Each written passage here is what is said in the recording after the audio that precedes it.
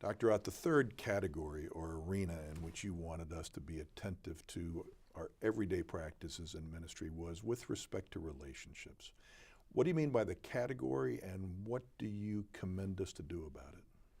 So I think this is the particular area where we see gender negotiation most at work, and perhaps gender disparity affecting the ways in which we do programming. So again, rather than gender equity, we just have a girls program and a boys program.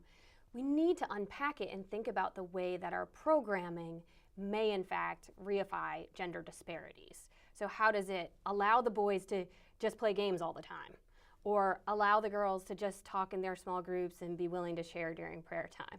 How do we move ourselves out of those comfortable zones?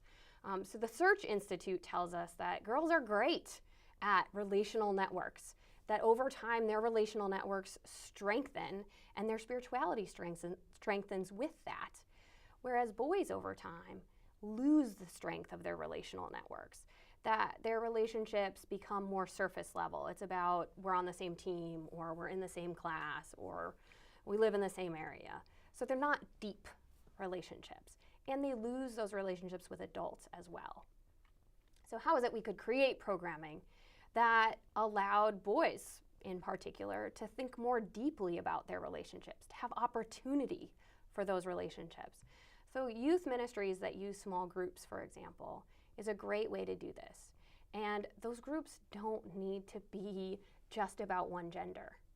But if young men can be in a group with young women and can see modeling behavior of thinking deeply and reflectively about a relationship, it opens the space for that to be something that the guys can do too.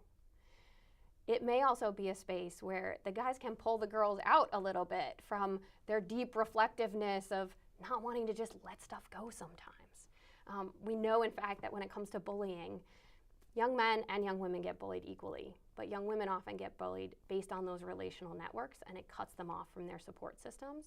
So being able as a young woman to learn that you can make friendships, you can rebuild them, you can let them go, something boys tend to do like that without much problem, is a great peer modeling that can happen when we put groups together and we ask them to participate in the kinds of skills that, based on gender disparities, each group has been able to get really good at.